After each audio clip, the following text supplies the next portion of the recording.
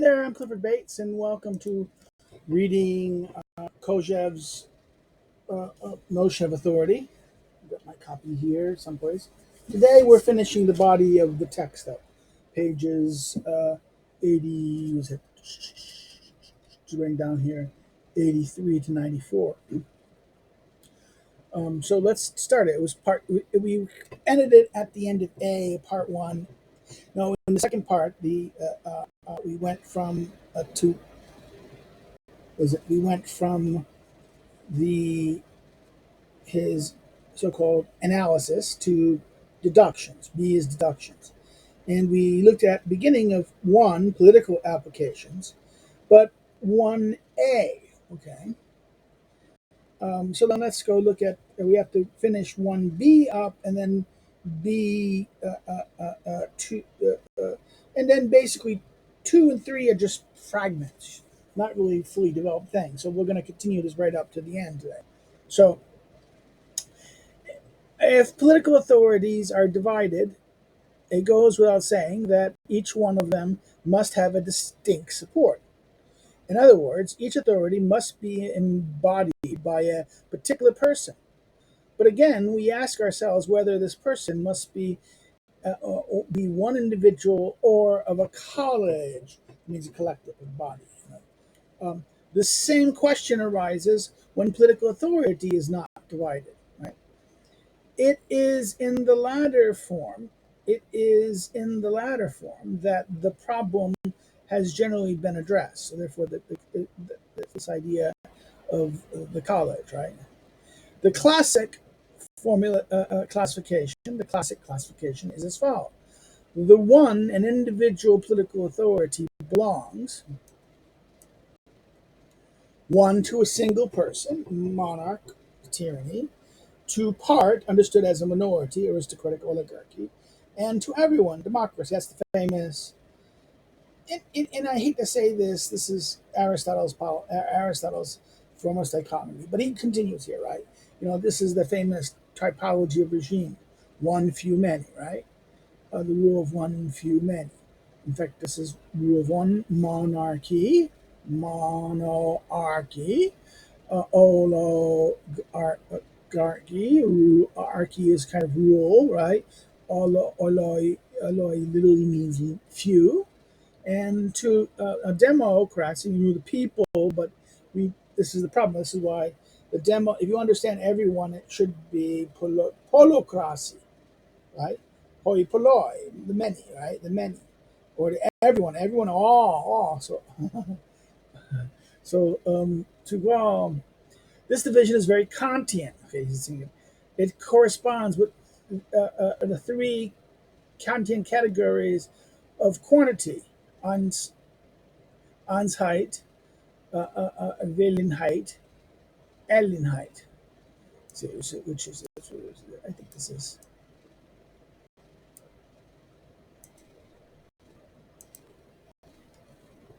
La la la la la la la.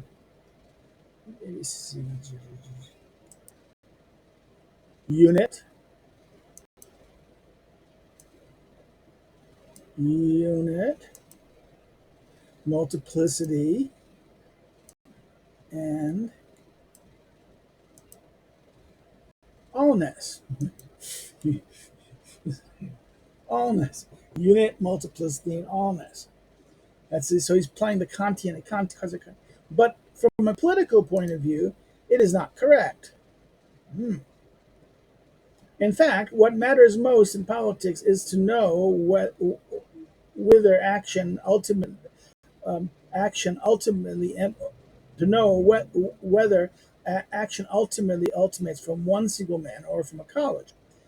From this point of view, the difference between one person and a group of any kind is greater than that between more or less in extended group. So these two are just a group, right? His argument is that the authority comes either from a person or from a college, a collective. This is the real political question, he says. That one, few, and that it makes very little difference if it's between more or less of many, okay? More or less of a collective. I'm not sure. I think Aristotle would disagree with him on that. Aristotle would argue that it does make a matter, that actually the question of few and many is fundamentally the political question, right? And that something about rule of one is apolitical in that sense. So this is, I think, this is an interesting point that he avoids. Um, in other words, single man, from his point of view, the difference between one person in the group is greater than that of between more or less extended groups, right? Added to that is the fact that, politically speaking, the collective support of authority never involves all those who are subject to it. So, therefore, this is the point. He says that that really the idea of authority is that not really everyone does it.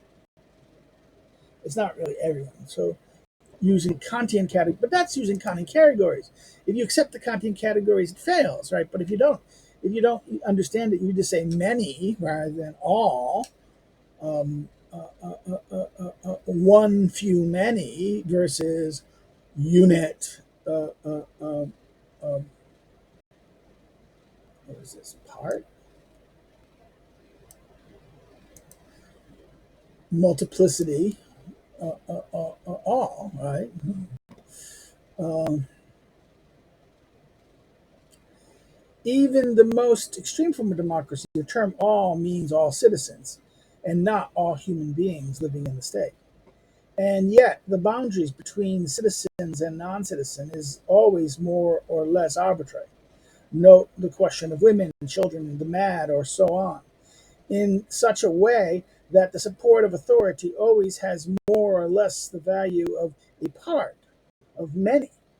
Besides, it is political rational, a political realization. Um, besides, in its political realization, besides in its political realization, power does not even belong to all citizens. It belongs to the majority. That is to say, one part. So, the words political realization, in its political realization, power really belongs to the majority, a part, one part. Actually, therefore, power always exercised by a part in that sense, you can suggest. It's not by the whole. A part, an entity, a function, an entity will do it. A part. Um, Aristotle would say it's the plumata, right? The plumata is the one exercising power or authority in a sense. Note one, the case where power belongs to all citizens could be eliminated as politically unrealistic. If it had not been realized at some point in Poland, the famous right to veto, whereby authority equals unanimity. But even here, not everyone, again, this is all belong to all citizens, could be eliminated as politically unrealistic. But in Poland, it happened. But then, the question is the number of citizens was so small.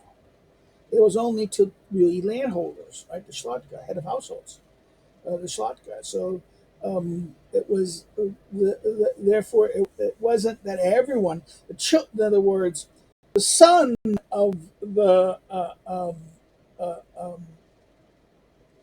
not everyone. Peasants didn't have a Lieben veto. Only those who sat in the same, and those who sat in the same with the Schlotka. Those who, in that sense, therefore, this is why even this example is it kind of proves the point that it's not all right. So he gives say, oh, but Poland example was all that case, right? The famous right of Turin. But this very experience illustrates the political absurdity of this variant, right? No, it's just it doesn't. I think this is it doesn't the political absurdity of the variant, but rather it doesn't that it's how it's understood is not really what it is. Okay, so I think this is where he's wrong here. Bad understanding, but then again, he's a Russian Jew. Russian Jew. What does he know about Poland?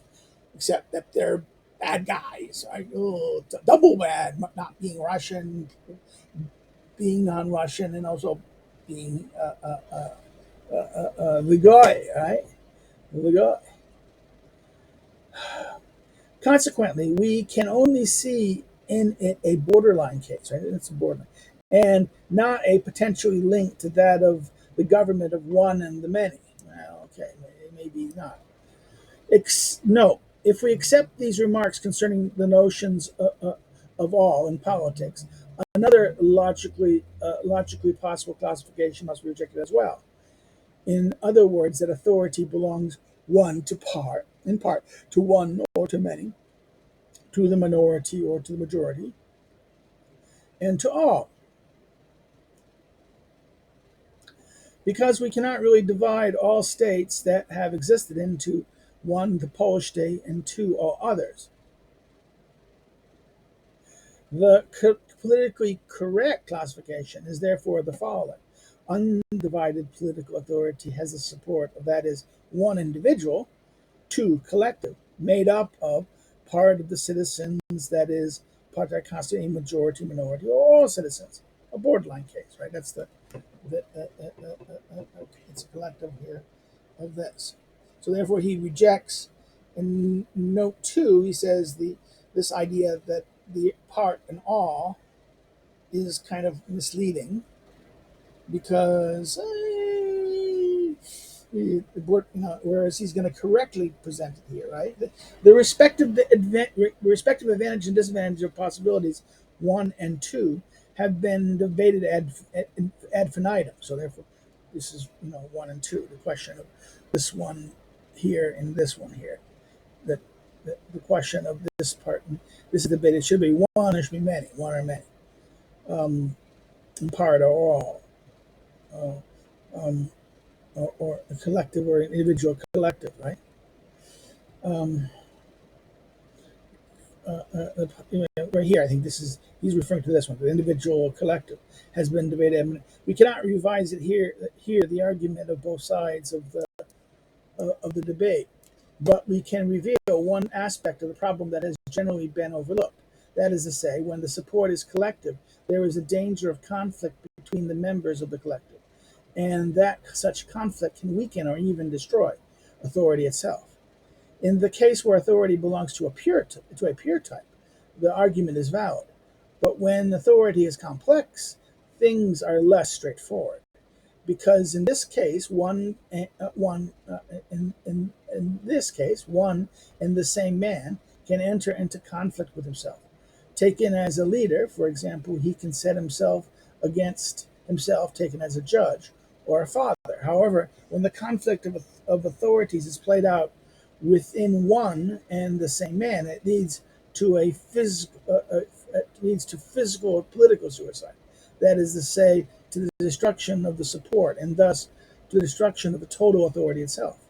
That is, in most cases, to the elimination of the one of the partial authorities in conflict to the advantage of another. This, and it is perfect. It is precisely for this reason that these conflicts seem to be less frequent within individuals than in the case of a collective. So therefore, in other words, these different part functions, right? This one gets over power of the father, leader of over the father, and this stuff. This is why if it's in with a single person, well, it doesn't. It's going to be less. It's going to have. It's not going to. But in when other people we move the other one or something like that. It leads to conflict, right? Conversely, in the case of collective support, partial authorities in conflict are generally divided between different individuals, and they are thus less prone to being eliminated by anyone among them. So therefore, the group larger. That was this idea that it's very difficult to eliminate the authorities collective, and you eliminate one or two, it ain't going to necessarily eliminate the authority. But if it's one, you eliminate the authority. If if the support serves a pure political authority, if the support serves a pure political authority, it is therefore preferable that this should be individual.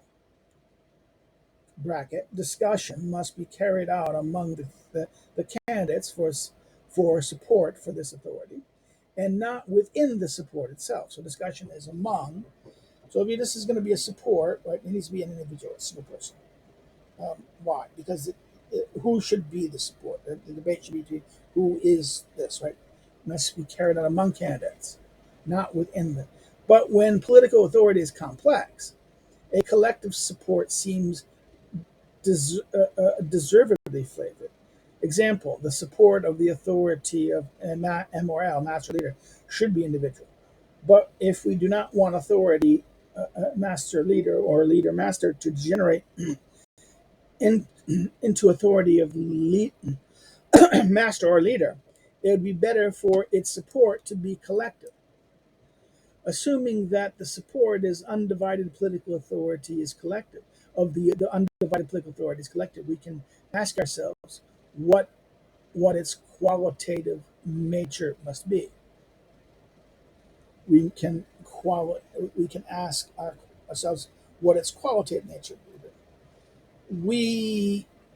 We can eliminate the case of 2 2, and that is, what is 2 2? Remember, let's go back here, page, 2 1 2 of all cases, right? Part and all, right? 2 2. No, at first sight, this case seems non-existent, since one cannot have have an authority over oneself. One cannot have an authority over oneself, but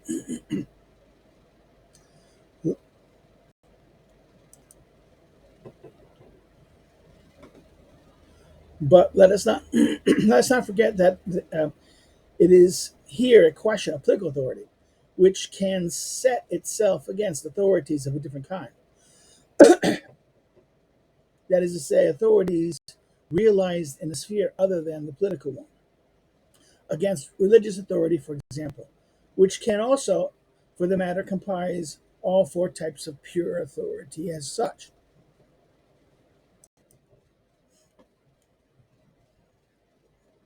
So, I mean, just read this for a second. No, at first sight, this case seems non-existent, since one cannot have an authority over oneself, right? But let us not forget here that it is a question of political authority, which can set itself against authorities of a different kind. That is to say, authorities realized in one sphere over other than that than the political one, against religious authority, for example, which can also, for that matter, compromise all 4 types of pure authority as such. Period. Even if all citizens serve as support for political authority, there is still one political authority, because each person serves as a support for the latter only insofar as he is a citizen, and not uh, homo economus or homo religios, economic man or religious man, for example. As a religious person, and so on, I therefore can recognize, that is to say, create the political authority for which I shall myself serve as a support in my capacity as citizen. The case does exist, therefore, theoretically speaking, but it is politically speaking unreal, since the authority that is supported in this manner would not be able to preserve itself, not be able to preserve itself. In other words, it wouldn't be.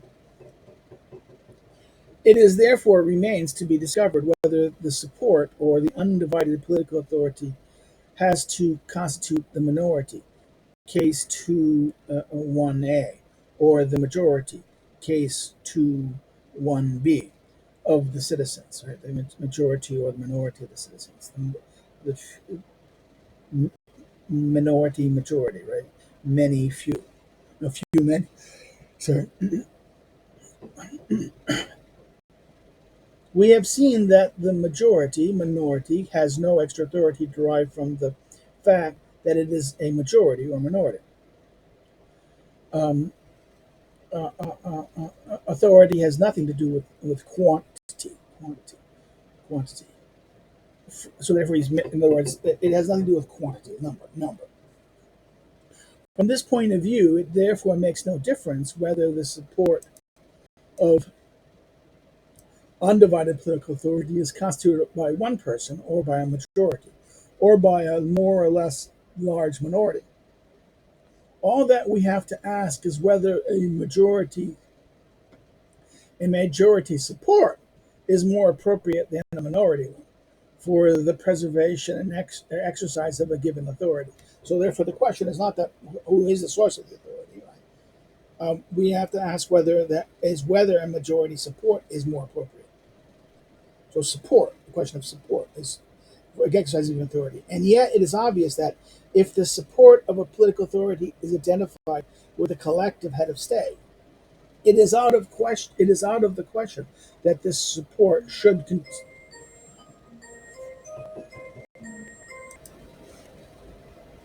All right, let's repeat it. It is obvious that support.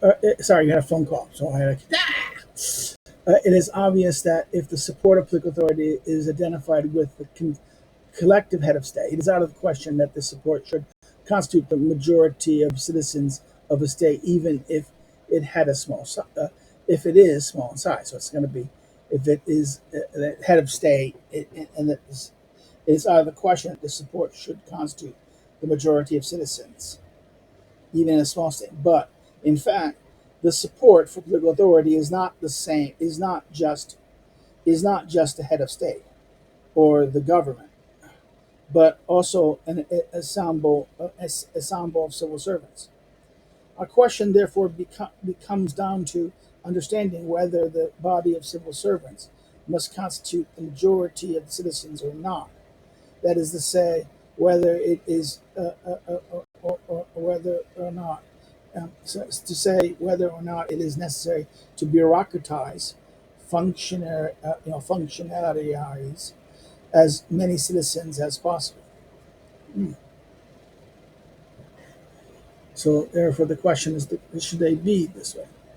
But this question is too complex to be discussed here, so I can't discuss it.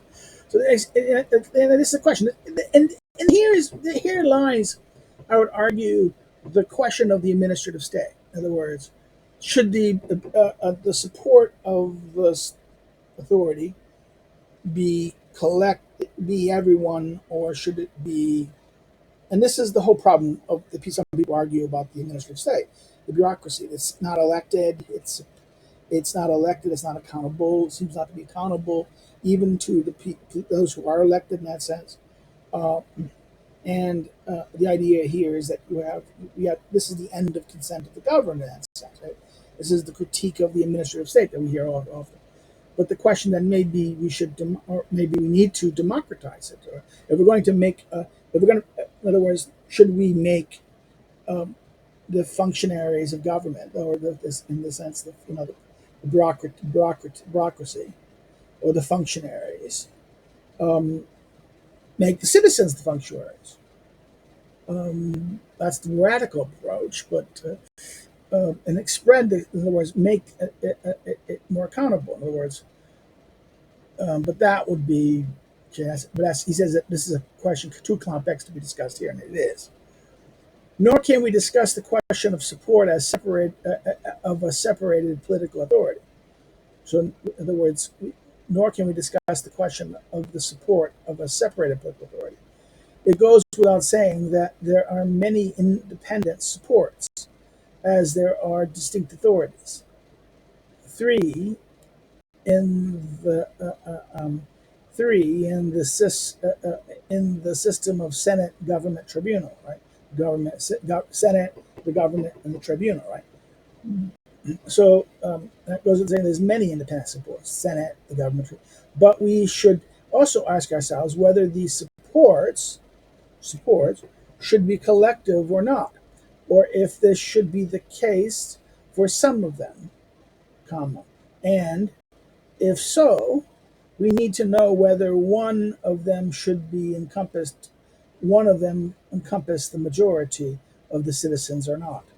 So should one have the authority? In other words, should it be collective? And then if it is collective, which one should we need to know whether one of these supports should be encompass the majority of citizens? Without discussing these questions, let us say that they cannot be resolved by applying the principles of indicated earlier, following which an individual support is better assigned to a pure authority, reserving the collective support to complex authority, because there because there because there it was a question of a global political authority having pure father, lawgiver, master, or judicial type. Here, by contrast, the authority in question of the father that log a lawgiver, I mean leader, not lawgiver, father, leader, master, judicial, right? This question is the pure types, and this question, the authority question, is a father, master, leader, master, and J types, for example, are are constituent elements of the global political authority. So therefore, this is not pure types, but rather these hybrid types of the father, leader, master, and J types, judge, leader, master, judge. Uh, uh, uh, Two. So that ends the question. This is why it's a complex problem. It doesn't. There's no easy answer to support this question of whether you can have the one, few, the many. This should be one or many, that he asked in the paragraph before. Now we get to two, right? The second part, the transition of authority, which was the first part of part one. Part one, one. This is one, two. A. Let us first of all examine the case whether the support of the same authority can be individual, collective changes. This is the problem of succession, both for the head of state and for the civil service. Generally speaking, we distinguish within every authority: one, the person possessing it in the immediate way, autonomous, autonomous, autonomous authority of the head of state. So therefore, the autonomous, nomos. This is the person possessing it in an immense way the authority of the head of state. Two, the person who has it only in relation to the former, dependent authority of the civil servant. So therefore, this is one autonomous, autonomous in that sense. It's there. That's like this, and then this is dependent, right? Let us first remember that the transmission of authority, as opposed to its spontaneous genesis, can take place by hereditary election and nomination, right? So therefore, these three things: hereditary election, nomination. So spontaneous generation, and then transmission. We have already seen what is generally called election can represent three phenomena that are clearly different. Election can be a simple manifestation of an already existing authority. The election does nothing other than make the authority of the candidate, which he already possesses independently of his election, visible and real. Makes a visible and real. In this case, it would be better to speak not of election but a vote of with confidence. For example, but election, strictly speaking, can also create an authority of an elected person who has no authority other than that which has been assigned to him by his election. This is election in the proper sense of the term. And we have already seen that phenomenologically speaking, such an election is similar to drawing of lots among candidates. Finally, the election can have the character of a nomination if the elected assembly has at its authority, its disposal, its own authority that can be transmitted partially or entirely to the elected. In this case, we would be talking about nomination and not elections, right? Again, this is clarification. So he said here, the different types of election. Right? Now, let us now look at the case where authority of the individual or collective head of state, that is to say, the support of the autonomous and undivided political authority, is transmitted to his successor in his lifetime or after his death. So the head of the state, right? The authority of the head of state, the autonomous. We have seen that transmission by hereditary is phenomenologically indefensible, except in the case of the authority of the father. And even in this case, there is no genuine inheritance. Besides, it seems completely discredited these days. The same remark applies to elections, strictly speaking. That is to say, to drawing of lots carried out in the guise of a vote of an assembly without an authority of its own or otherwise. There remains therefore nomination. And yet, given that political authority is supposedly undivided, ultimately nomination cannot be carried out except by head of state himself. It is he who nominates his successor. It is obviously that this mode of transmission does not represent an advantage, except in the case where we want to preserve, for whatever reason, the authority belonging specifically to the person of the leader who nominates successor. Example, this is how a religious sect sometimes preserve the authorities of its founders in the form of successive nominations, ultimately leading back to its founder. But we must not forget that this authority tends to decrease as the number of nominations decrease. It therefore might be useful to disassociate political authority from as authority as such from the proper personal authority of the one it supports. It would be better to replace nomination with a spontaneous genesis of anonymous authority. In this case, succession would, reality, be a succession of spontaneous genesis of the same authority. This genesis being able to manifest itself by a vote of confidence, for example. In the case where political authority is divided, the problem of succession where the support is autonomous arises for each authority separately. The question thus becomes more complex, and we cannot address it here. No, let us point out that in the father dash leader master dash J type of the state, the autonomous authority of the Senate dash censor can be transmitted by hereditary, that of the government spontaneous generation, and manifested by a vote of confidence of the representative assembly. Semicolon, that of the tribunal by drawing of lots, for example, in the guise of election, perhaps even by universal suffrage. Right. So that's his solution. This of the Senate government tribunal, right? Structure. Now, let us now examine the case of the transmission of dependent authority. That is to say, the way civil servants are replaced. Given that dependent authority of the civil servant varies according to his autonomous political authority, it would be better if this dependence were each time emphasized. In other words, the transmission of authority must take place here through nomination. The civil servants must therefore always be nominated, ultimately by the head of state if the political authority is undivided, or by the support of an anonymous authority on which the civil service depends if political authority is divided.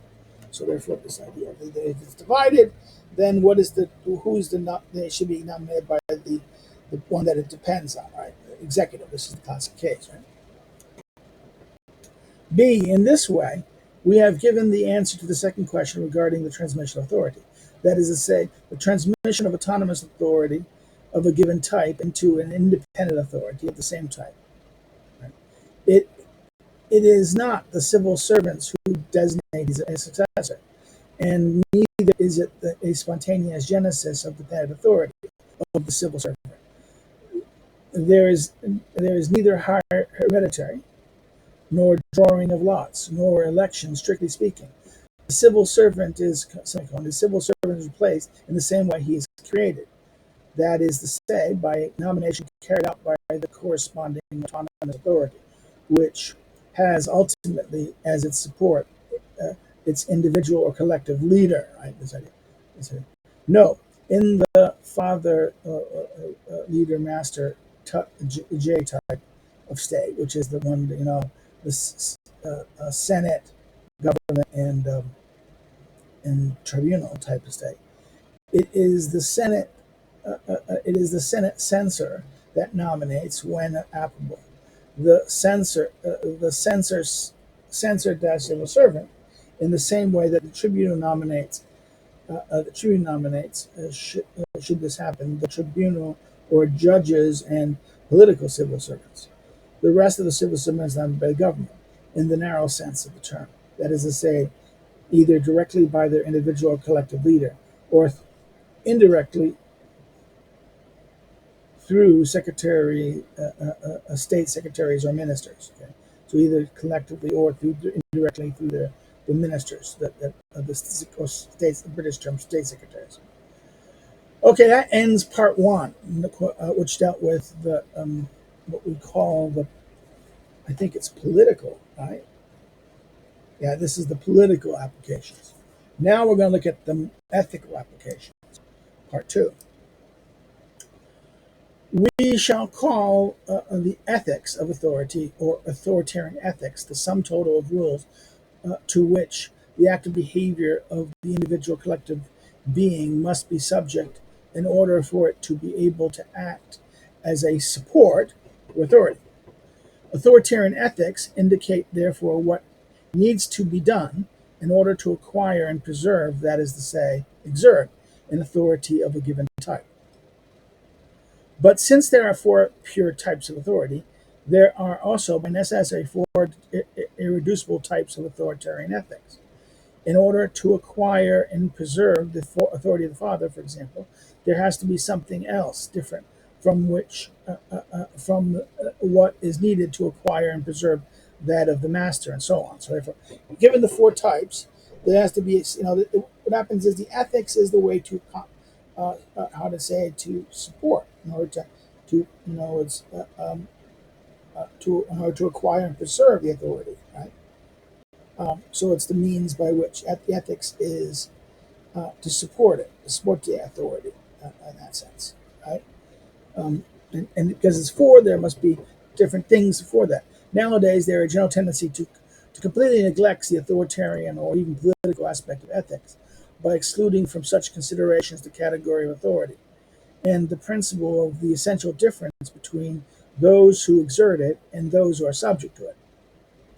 This is explained by the fact that our Christian or by bourgeois morality is, at least as far as its origins are concerned, slavish, and thus in conflict with the morality of the masters. It reflects the behavior of men subject to authority, rather than those who exert it. So, in other words, Christian or bourgeois morality is really that of this. This is Nietzsche's critique, slave morality, right? It is therefore the view of those who are under authority rather than exerts it. It fails to understand that. But among the four, but among the four types of pure authority, it is that of the authority of the judge that comes closest to the bourgeois mentality. Also, when we try to establish an ethics that takes into account the fact of the existence of some authority, it is that of the judge type that we particularly tend to consider. And we apply this particular ethics to every authority without caring to know to which type it actually belongs. So therefore, this is the problem, right? But study of the past provides us with a great deal of information on the ethics of authority of the master type. We find this study presented more or less explicitly, that is to say, in the form of a theory, in the authors of antiquity, as well as those of the European 16th and 17th century. See, in particular, Castiglione's The Courtier, right? Or the Japanese or Hindu Middle Ages, and so on. So he's saying that the authority of antiquity, the 16th and 17th authors of the Castiglione, the Courtier, and the Japanese and the Hindu Middle Ages. But here, too, of course, the author believed they're dealing with moral philosophy to account. Incomplete. This is French.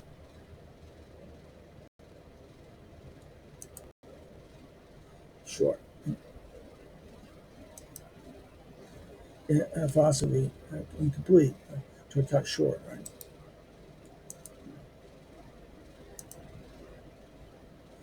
They They, you know, uh,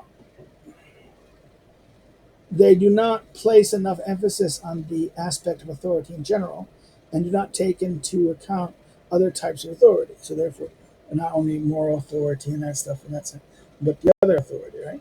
As for ethics related, as for the ethics related to the authority of the father and leader, this does not exist in any explicit form. We have historical and psychological descriptions of the behavior of fathers and leaders, but no theory that has been deduced from them.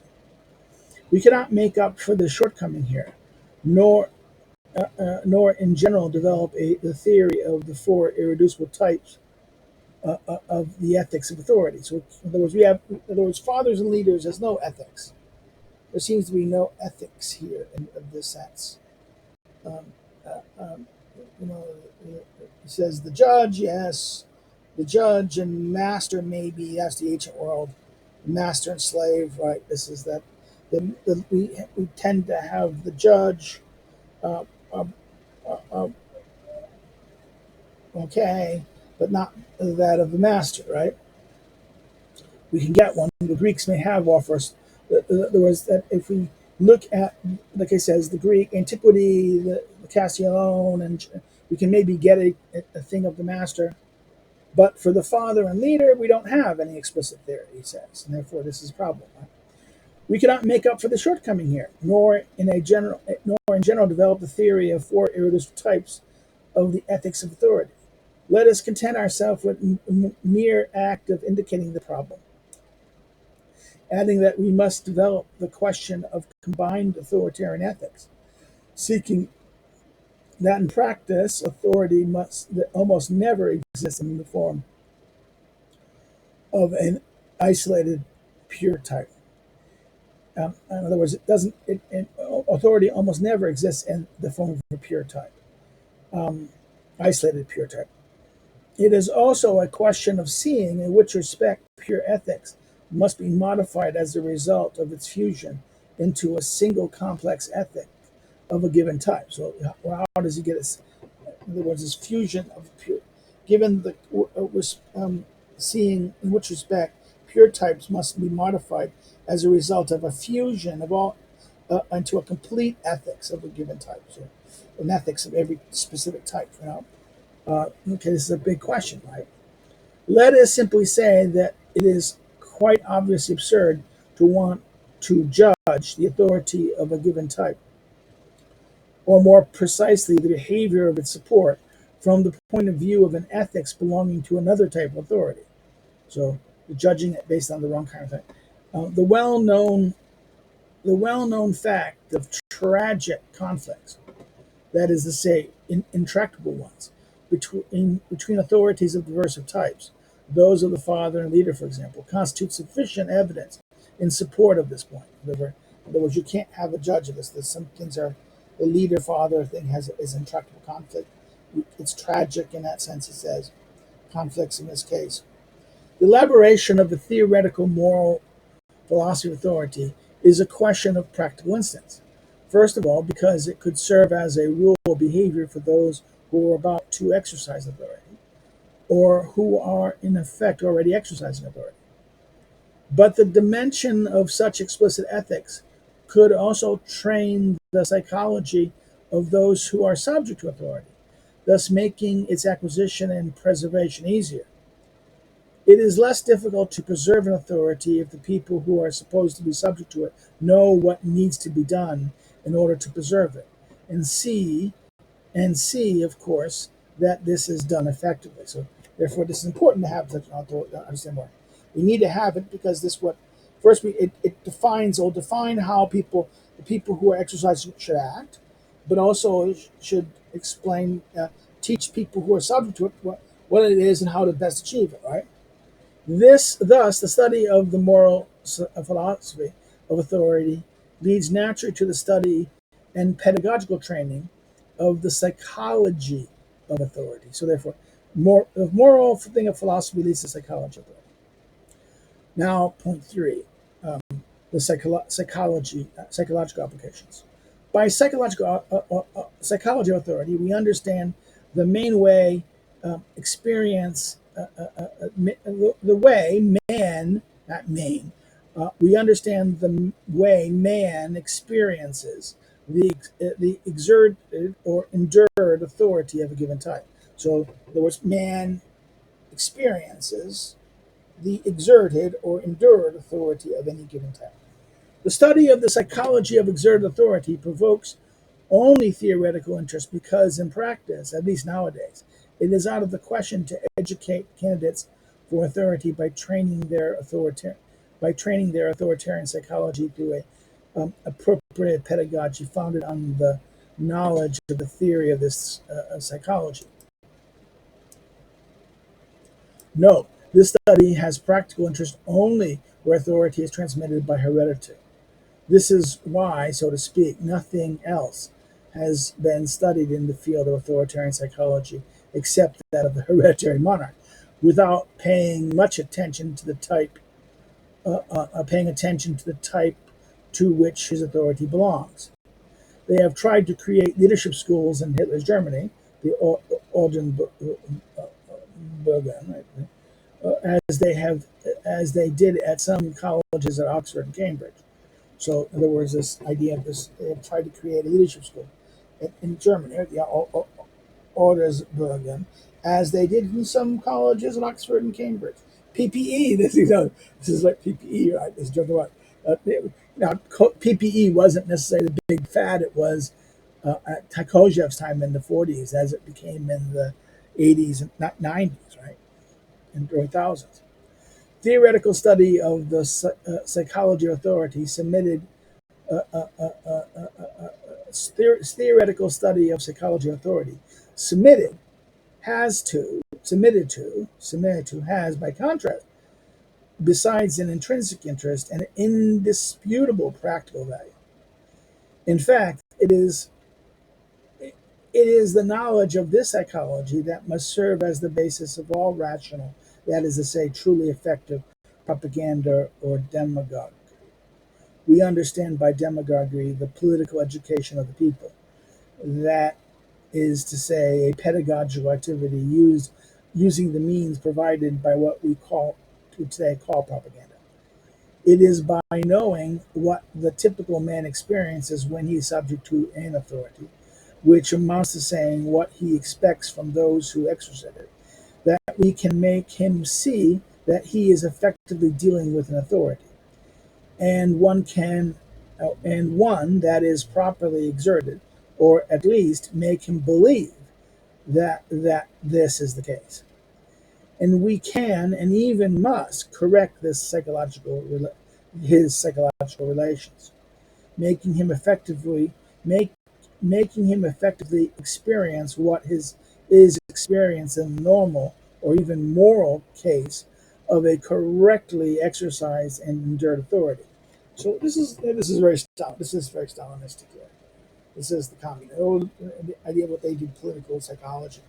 Oh, wrong think. Oh no, you're wrong think. Oh my God, you must be corrected. Okay.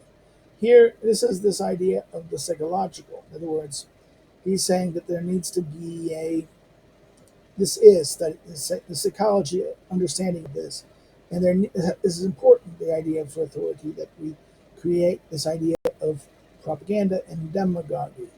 Demagoguery is what he says is the political education of people. Pedagogical by using means of what we call propaganda, right? And this is what to make sure, understand what the people, how they experience authority, and how they understand it, and getting them to understand it, helping them find ways to understand it that allows the authority that is in question to be accepted, right? Um, and there we can and even must correct the psychological reactions by making him effectively experience what is experienced by the normal or even moral case of a correctly exercised and endured authority. Without being able to study the problem of psychology of authority, let us just repeat that it is a question of distinguishing between the four pure types and seeing in what way they are modified as a result of their fusion. Right? This is the psychology of this, right? How are they modified? How are the few people modified? It is indeed obvious that we are subject to the authority of the Father, for example, in a way totally different than that of the master. Before undertaking a demagogical propaganda, taken in the non-pejorative sense of the term, we must therefore know exactly to which type of pure or complex the authority belongs, to whose acquisition or preservation we want to contribute by this pedagogical means. So we have to understand what is it. Before we begin any kind of propaganda, right? We have to know what kind of type it is, a type the authority belongs, to whose accusation or preservation we want to contribute by this thing, right? But it's impossible to establish the normal psychology of political authority without knowing its ethics. So we can't do this without the ethics, which presupposes on its part, of the political realization of authority in the form of the state. So therefore, the ethics, in other words, depends on the state. Now, let's do this. You can't, in other words, a normal. We don't know what the normal is for of political authority without knowing its ethics. So what is the ethics? What should be done? Right? What should be done? How it should be done? What is right? What is correct? Proper? Right?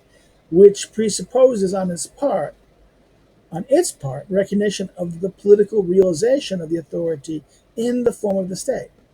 And all this presupposes a philosophical analysis of the phenomena of authority as such, independent from the question of knowing whether it is realized in a political, religious, or other form. Full colon. A phenomenological analysis first, then a metaphysical one, and finally an ontological one. Right? So all this stuff really depends on those stuff, which we didn't really complete. Instead of constituting our general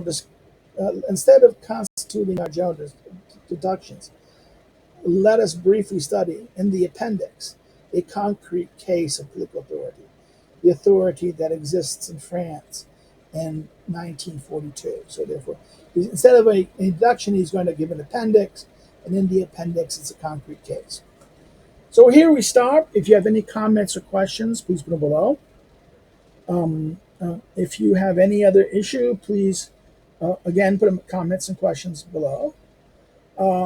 If you liked it, please like it, share it with a friend, put it on your social media. If you didn't like it, okay, you can say don't like it and say why, but say why in the comments. What is wrong here? Another thing is, if you're not subscribed, please subscribe. It's like to grow the channel a little bit. The other thing is, it would be good to go to the channel, right? Now, if you want to follow me on social media, the links are below. If you want to help me contribute to this, you can do the financially.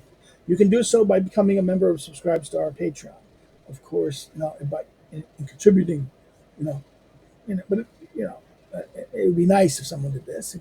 Because I'm doing these things anyway, so it'd be I'm not big enough to get money from YouTube. I don't think enough people watch this, right? So it's not monetized yet. Okay, but beside that, it's you can help. It'd be nice. You're getting something benefit, I hope. But regardless, another way you can do so is you can purchase one of the books, that are listed below as well. Links listed below. That's it. These videos normally Tuesdays and Thursdays. After we finish Kojeve, we're going to be looking at Schmidt. So I'm kind of like thinking of maybe taking a break, but Schmidt. That's it. So, and take care and have a good day. Bye-bye.